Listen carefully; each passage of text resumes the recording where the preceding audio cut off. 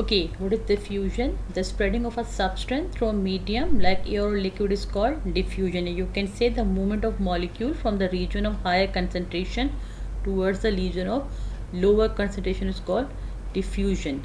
The rate of diffusion of a substance depends upon its molar mass, या you can say that depends upon its molar mass or density. या तो molar mass पे depend करेगा या density पे depend करेगा.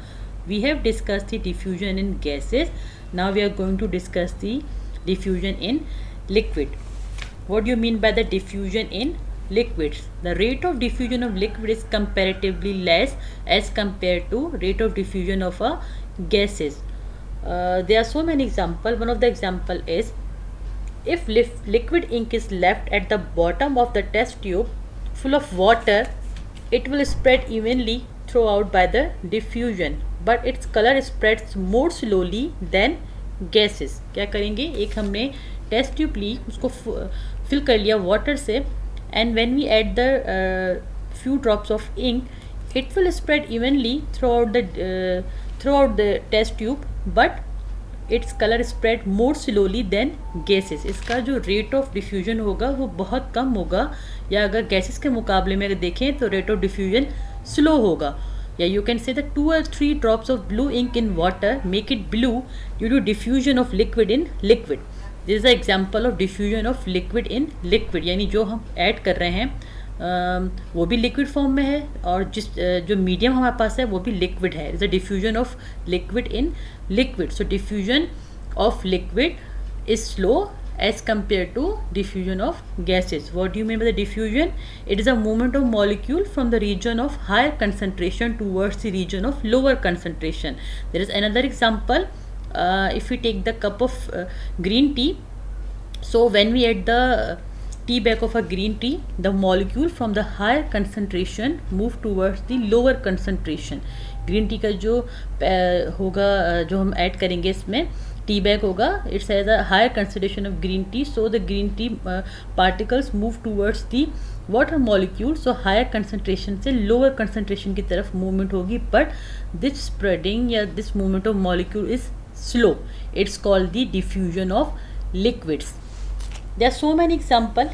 If we take the example of the diffusion of solid in liquid, for example KMNO4, that is a potassium permanganate. It is a purple color. हमारे पास एक chemical that is a purple in color. If we add this chemical in water, it will gradually dissolve in water and the water color will be purple. जैसे ही हम उसको water में add करेंगे Aahista Aahista water का colour purple होता जाएगा, but ये slow process होगा. यानी डिफ्यूजन अगर लिक्विड्स में हम देखें तो स्लो होता है एज़ कम्पेयर टू गैसेस. अगर गैसेस की एग्जांपल लें, जैसे ही हम परफ्यूम स्प्रे करते हैं पूरे कमरे में जो है परफ्यूम की जो है वो मॉलिक्यूल स्प्रेड कर जाते हैं और आप स्मेल पूरे कमरे में करने लगते हैं. इसका मतलब है गैसेस में बहुत ज़्यादा फास्ट है एज़ कम्पेयर टू लिक्विड्स. यहाँ पर if you take the another example copper sulphate, जो कि एक ब्लू कलर का केमिकल है, कंपाउंड है, उसको हम वाटर में ऐड करते हैं, ग्रेजुअली हमारे पास वाटर ब्लू होना स्टार्ट हो जाएगा, but the diffusion is slow. बहुत आराम से डिज़ोल्व होगा ये वाटर में. ओके इसी तरह से हमारे पास अगर हम देखें सॉलिड स्टेट में डिफ्यूजन इज़ निग्लिजिबल. अगर हम देखें बहुत कम होता है या ना होने के बराबर होता है. बट अगर हम इसकी एग्जांपल लें तो अगर हमने ब्लैक बोर्ड पे लिखा हुआ है, ठीक है, और हम ब्लैक बोर्ड से चॉक से लिख रहे हैं और कुछ दिनों तक हम उसको रब ना करें तो क्या होगा, जो चॉक के जो पार्टिकल्स हैं वो ब्लैक बोर्ड के पार्टिकल्स के साथ जो है वो मिक्स होना शुरू हो जाएंगे. अगर हम उसको 2 या 3 दिन में उसको वहाँ से रब कर दें या रिमूव कर दें तो आपने देखा होगा वो क्लियरली वहाँ से रब नहीं होते. It is the you can से दी डिफ्यूजन ऑफ सॉलिड. बहुत निग्लिजिबल होता है, ना होने के बराबर होता है, लेकिन होता है, मतलब बहुत कम होता है as compare to liquid and gases. तो वहाँ पे क्या होगा, डिफ्यूजन होगा सॉलिड का सॉलिड में. जो चॉक है वो भी सॉलिड है और जो बोर्ड जिस पे आप लिख रहे हैं वो भी सॉलिड है.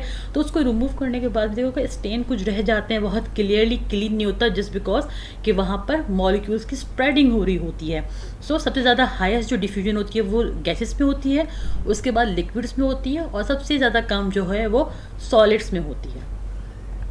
अब हमारे पास है डिफ्यूजन ऑफ गैसेस का एक लॉ है जो कि Thomas gram, the name of scientist, Scottish chemist, उन्होंने इस लॉ को दिया था.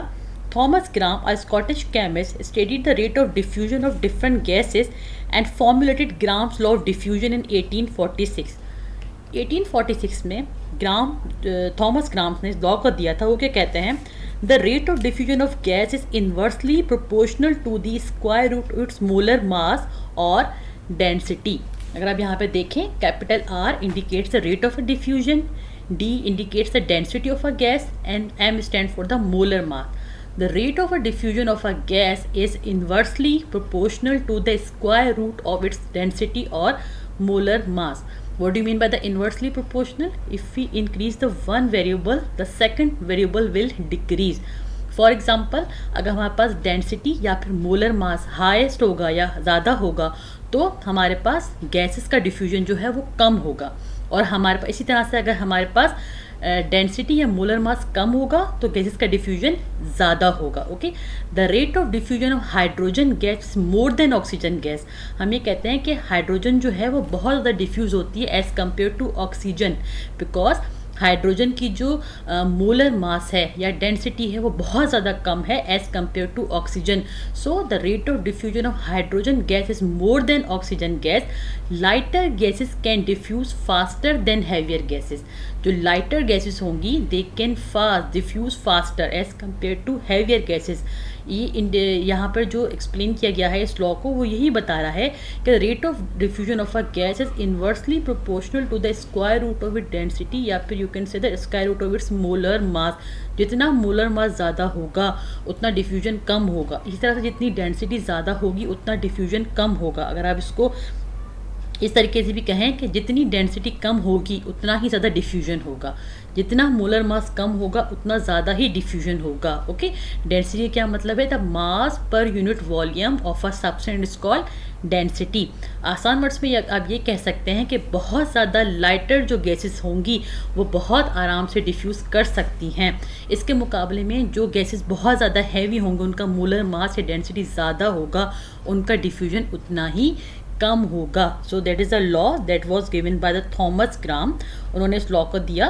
ओके, सो यहाँ तक आपको कोई डिफ़िकल्टी है तो यू कैन आस्क। आप इसको अच्छे से लेक्चर को सुनिए, इसको नोट कीजिए अपनी कॉपीज़ में, नोट्स को नोट इट डाउन कीजिए कॉपीज़ में। Start learning of second chapter, और if you have any difficulty you can ask. Thank you.